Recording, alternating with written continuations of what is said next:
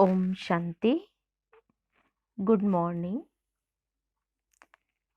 17 दिसंबर 2020 के ईश्वरीय महावाक्य अर्थात मुरली सुनते हैं। आज सतगुरुवार है, तो आज हम सभी सतगुरु बाबा के सत्वचन सुनेंगे। तो आज प्यारे बाबा ने कहा है कि सतगुरु बाबा आया है हमारी तकदीर को ऊंच बनाने के लिए, तो इसलिए हमारी चलन बहुत रॉयल होनी चाहिए। और प्यारे बाबा ने कहा है कि ड्रामा का प्लान कौन सा है, तो इस पुरानी दुनिया का विनाश इस ड्रामा के अंदर नोंदा हुआ है, इसलिए हम किसी को भी दोष दे नहीं सकते। तो ये बाबा ने कहा है। तो अभी हम सुनते हैं प्यारे बाबा के सत्वचन ईश्वरीय महावाक्य अर्थात प्यारे बाबा की मीठी मुरली। बाबा कहते हैं, मीठे बच्चे, सतगुरु आया है तुम्हारी ऊंची तकदीर बनाने, तो तुम्हारी चलन बहुत बहुत रॉयल होनी चाहिए।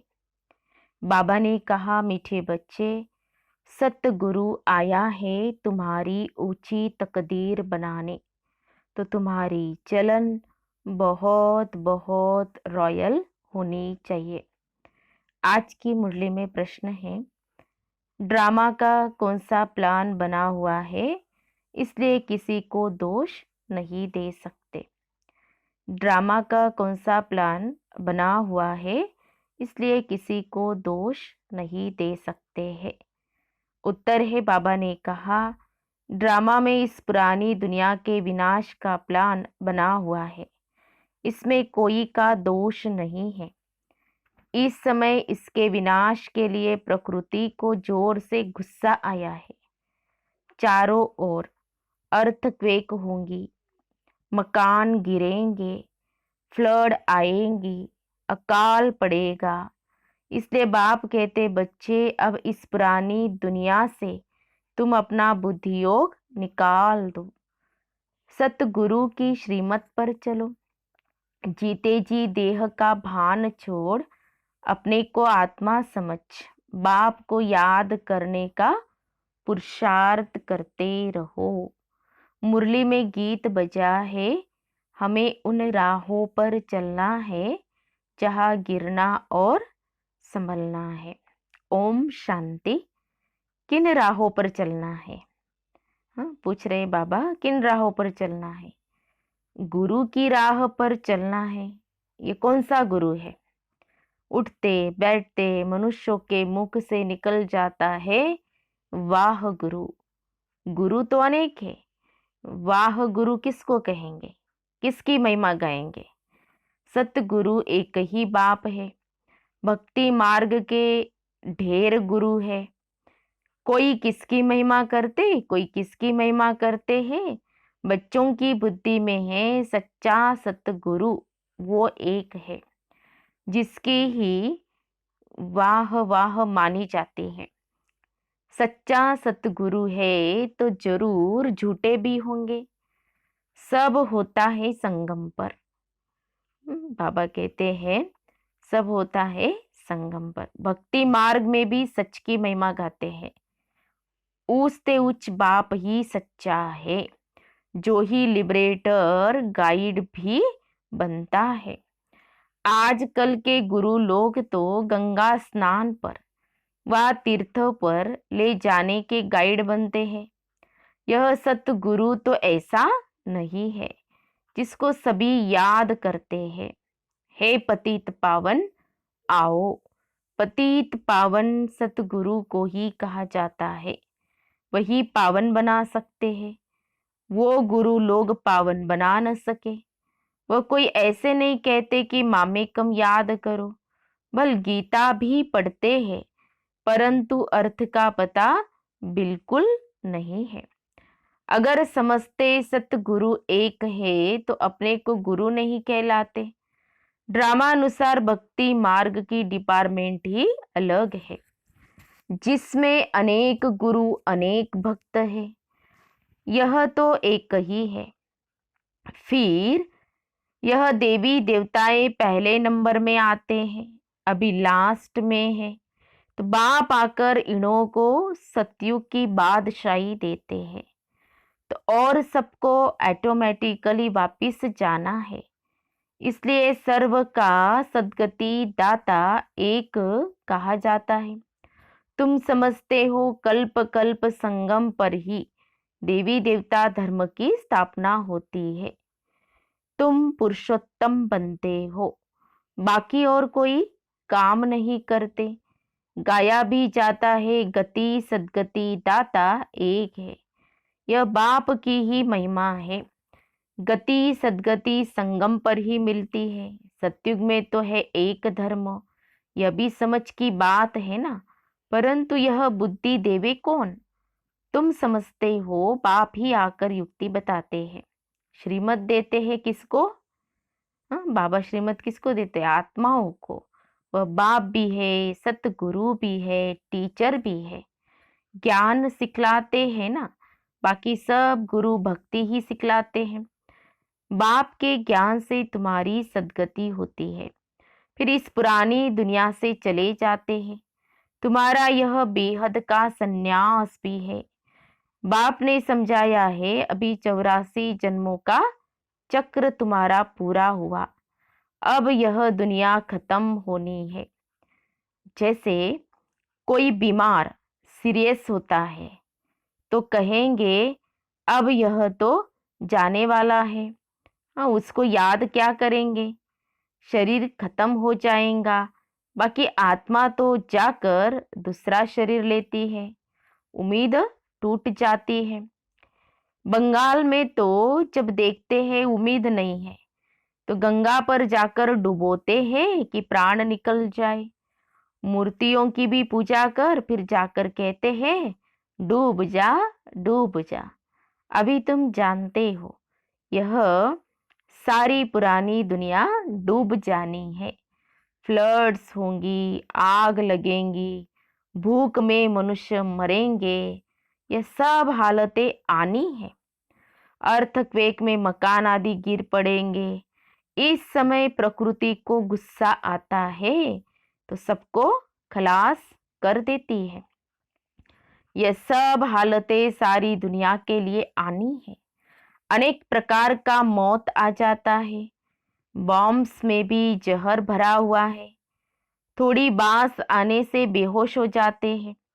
ये तुम बच्चे जानते हो कि क्या क्या होने का है। ये सब कौन कराते हैं? हाँ, बाप तो नहीं कराते हैं। ये ड्रामा में नूंद है। कोई पर दोष नहीं देंगे। ड्रामा का प्लान बना हुआ है। पुरानी दुनिया सो फिर नई जरूर होंगी। नेचुरल कैलामिटीज आएंगी, विनाश होने का ही है। इस पुरानी दुनिया से बुद्धि का योग हटा देना, इसको बेहद का संन्यास कहा जाता है। अब तुम कहेंगे वाह सतगुरु वाह, जो हमको यह रास्ता बताया। बच्चों को भी समझाते हैं ऐसी चलन नहीं चलो जो उनकी निंदा हो। तुम यहाँ जीते जी मरते हो। देह को छोड़ अपने को आत्मा समझते हो। देह से न्यारी आत्मा बन बाप को याद करना है। तो बहुत अच्छा कहते हैं, वाह सतगुरु वाह। पारलौकिक सतगुरु की ही वाह वाह होती है। लौकिक गुरु तो ढेर है, सतगुरु तो एक ही है सच्चा सच्चा, जिसका फिर भक्ति मार्ग में भी नाम चला आता है। सारी सृष्टि का बाप तो एक ही है। नई सृष्टि की स्थापना कैसे होती है यह भी किसको पता नहीं है। शास्त्रों में तो दिखाते हैं प्रलय हो गई, फिर पीपल के पत्ते पर श्री कृष्ण आया। अभी तुम समझते हो पीपल के पत्ते पर कैसे आएगा। कृष्ण की महिमा करने से कुछ फायदा नहीं होता। तुम्हें अब चढ़ती कला में ले जाने के लिए सतगुरु मिला है। कहते हैं ना, चढ़ती कला तेरे भाने सर्व का भला। तो रूहानी बाप आत्माओं को बैठ समझाते हैं, 84 जन्म भी आत्मा ने लिए हैं। हर एक जन्म में नाम रूप दूसरा हो जाता है। ऐसे नहीं कहेंगे फलाने ने 84 जन्म लिए हैं, नहीं, आत्मा ने 84 जन्म लिया।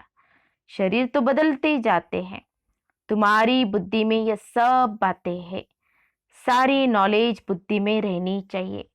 कोई भी आए तो उनको समझाए। आदि में था ही देवी देवताओं का राज्य, फिर मध्य में रावण राज्य हुआ, सीढ़ी उतरते रहे। सतयुग में कहेंगे सतो प्रधान, फिर सतो रजो तमो में उतरते हैं। चक्र फिरता रहता है। कोई कोई कहते बाबा को क्या पड़ी थी जो 84 के चक्र में हमको लाया। लेकिन यह तो सृष्टि चक्र अनादि बना हुआ है। इनके आदि मध्य अंत को जानना है। मनुष्य होकर अगर नहीं जानते तो वह नास्तिक है। जानने से तुमको कितना ऊंच पद मिलता है। यह पढ़ाई कितनी ऊंच है। बड़ा इम्तिहान पास करने वाले की दिल में खुशी होती है ना। हम बड़े ते बड़ा पद पाएंगे। तुम जानते हो ये लक्ष्मी नारायण अपने पूर्व जन्म में सीखकर फिर मनुष्य से देवता बने। इस पढ़ाई से यह राजधानी स्थापन हो रही है। पढ़ाई में कितना ऊंच पद मिलता है, वंडर है ना।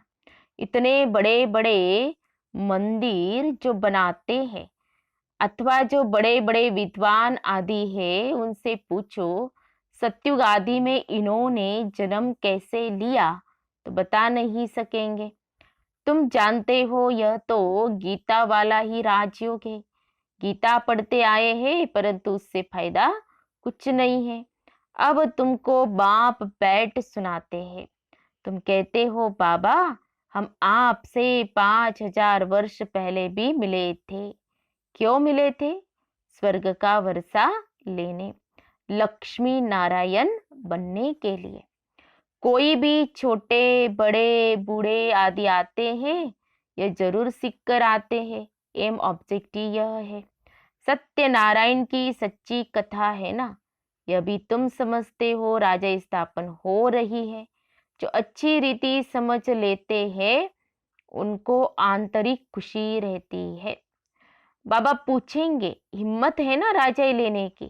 कहते हैं बाबा क्यों नहीं, हम पढ़ते ही है नर से नारायण बनने। इतना समय हम अपने को देह समझ बैठे थे। अब बाप ने हमको राइटियस रास्ता बताया है। देही अभिमानी बनने में मेहनत लगती है। घड़ी घड़ी अपने नाम रूप में फंस पड़ते हैं। बाप कहते इस नाम रूप से न्यारा होना है। अब आत्मा भी नाम तो है ना। बाप है सुप्रीम परम पिता। लौकिक बाप को परम पिता नहीं कहेंगे। परम अक्षर एक ही बाप को दिया है। वाह गुरु भी इनको कहते हैं। तुम सिख लोगों को भी समझा सकते हो। ग्रंथ साहिब में तो पूरा वर्णन है, और कोई शास्त्र में इतना वर्णन नहीं है जितना ग्रंथ में जप साहिब सुखमनी में है। ये बड़े अक्षर ही 2 है। बाप कहते हैं साहिब को याद करो तो तुमको 21 जन्म के लिए सुख मिलेगा। इसमें मूंझने की तो बात ही नहीं है। बाप बहुत सहज करके समझाते हैं। कितने हिंदू ट्रांसफर हो जाकर सिख बने हैं। तुम मनुष्यों को रास्ता बताने के लिए कितने चित्र आदि बनाते हो, कितना सहज समझा सकते हो। तुम आत्मा हो, फिर भिन्न भिन्न धर्मों में आए हो। ये वैरायटी धर्मों का झाड़ है, और कोई को यह पता नहीं है कि क्राइस्ट कैसे आता है। तो बाप ने समझाया था नई आत्मा को कर्म भोग नहीं हो सकता है। क्राइस्ट की आत्मा ने कोई विकर्म थोड़ी किया जो सजा मिले। वह तो सतो प्रधान आत्मा आती है, जिसमें आकर प्रवेश करती है उनको क्रॉस आदि पर चढ़ाते हैं। क्राइस्ट को नहीं, वह तो जाकर दूसरा जन्म ले बड़ा पद पाती है, पोप के भी चित्र है। तो इस समय यह सारी दुनिया बिल्कुल ही वर्थ नॉट ए पेनी है।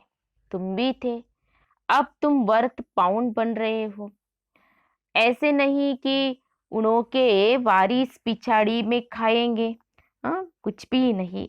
तुम अपने हाथ भरपूर कर जाते हो और बाकी सब हाथ खाली जाएंगे, और तुम भरपूर होने के लिए ही पढ़ते हो।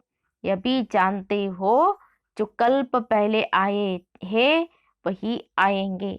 थोड़ा भी सुनेंगे तो आ जाएंगे, सब इकट्ठे तो देख भी नहीं सकेंगे। तुम ढेर प्रजा बनाते हो, बाकी सबको थोड़े ही देख सकते हैं। तो थोड़ा बहुत सुनने से भी प्रजा बनते जाते हैं। तुम गिनती भी नहीं कर सकेंगे। तुम बच्चे सर्विस पर हो, बाबा भी सर्विस पर है। बाबा सर्विस बिगर रह नहीं सकते, रोज सुबह को सर्विस करने आते हैं। सत्संग आदि भी सुबह को करते हैं, उस समय सबको फुर्सत होती है। बाबा तो कहते हैं तुम बच्चों को घर से बहुत सवेरे भी नहीं आना है और रात को भी नहीं आना चाहिए, क्योंकि दिन प्रतिदिन दुनिया बहुत खराब होती जाती है। इसलिए गली गली में सेंटर ऐसा नजदीक होना चाहिए, जो घर से निकले सेंटर पर आए सहज हो जाए। हाँ देखो, बाबा ने कह दिया है। हाँ, ऐसे ऐसी परिस्थितियां आती है तो उस समय बाबा कहते हैं कि नहीं निकलना चाहिए, हाँ घर में ही करना चाहिए। ये बाबा ने श्रीमत दे दी है। और अभी तो कोरोना का चल रहा है तो सभी घर में रहते हुए पढ़ाई भी पढ़ रहे, बाबा को याद भी कर रहे हैं। तो देखो, बाबा कहते हैं कि हाँ शुरू में ऐसे अमृत वेले भी सेंटर पर आकर करते थे, इसलिए बाबा ने कहा कि अमृत वेला भी अपने घर पर ही करो। ये बाबा ने कहा। तो नजदीक रहता है तो वो बात अलग है। तो बाबा कहते हैं कि सहज हो जाए, तुम्हारी वृद्धि हो जाएगी, तब राजधानी स्थापन होंगी। बाप समझाते तो बहुत सहज है, यह राजयोग द्वारा स्थापना कर रहे हैं, बाकी यह सारी दुनिया होंगी ही नहीं। प्रजा तो कितनी ढेर बनती है, माला भी बनती है। मुख्य तो जो बहुतों की सर्विस कर आप समान बनाते हैं, वही माला के दाने बनते हैं। लोग माला फेरते हैं, परंतु अर्थ थोड़ी समझते हैं। बहुत गुरु लोग माला फेरने के लिए देते हैं कि बुद्धि इसमें लगी रहे।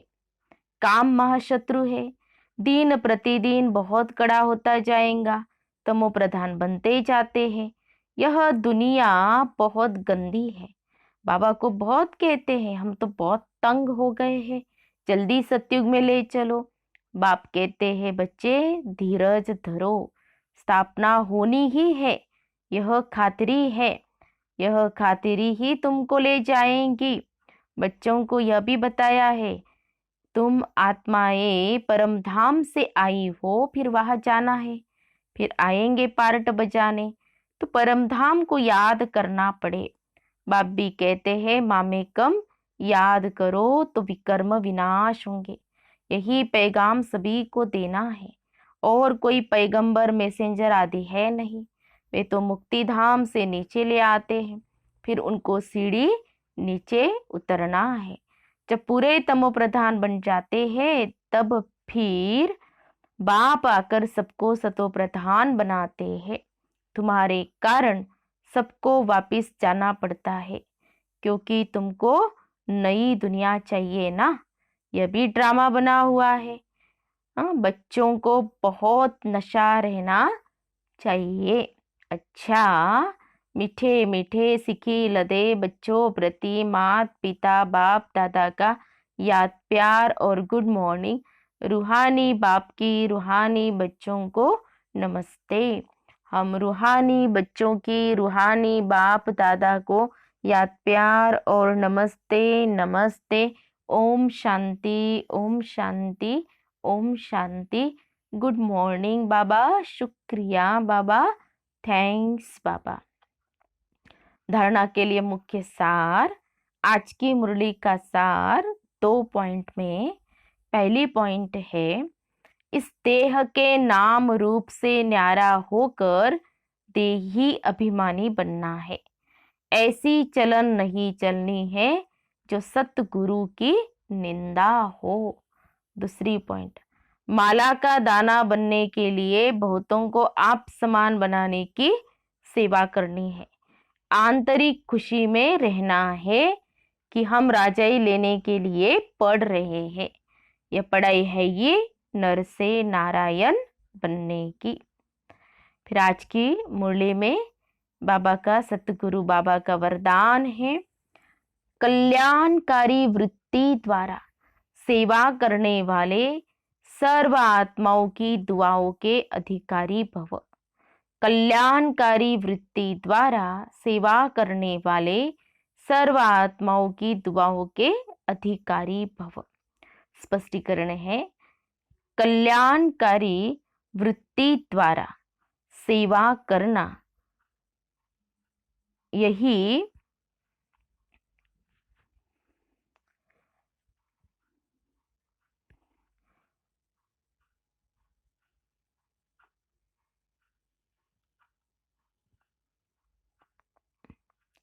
कल्याणकारी वृत्ति द्वारा सेवा करना, यही सर्व आत्माओं की दुआएं प्राप्त करने का साधन है। जब लक्ष्य रहता है कि हम विश्व कल्याणकारी है, तो अकल्याण का कर्तव्य हो नहीं सकता। जैसा कार्य होता है वैसी अपनी धारणाएं होती है। अगर कार्य याद रहे तो सदा रहम दिल, सदा महादानी रहेंगे। हर कदम में कल्याणकारी वृत्ति से चलेंगे। मैंपन नहीं आएगा, निमित्तपन याद रहेगा। ऐसे सेवाधारी को सेवा के रिटर्न में सर्व आत्माओं की दुआओं का अधिकार प्राप्त हो जाता है। स्लोगन है, साधनों की आकर्षण साधना को खंडित कर देती है। साधनों की आकर्षण साधना को खंडित कर देती है। तो ये थे सतगुरु बाबा के सत्वचन, प्यारे बाबा के मधुर महावाक्य, ईश्वरीय महावाक्य हम सब ने सुने हैं। तो आज की मुरली से 5 स्वमान निकालेंगे और उसका जरूर अभ्यास करेंगे। और आज सतगुरुवार है तो सतगुरु बाबा को भोग भी लगेगा। अच्छा, ओम शांति, ओम शांति, ओम शांति।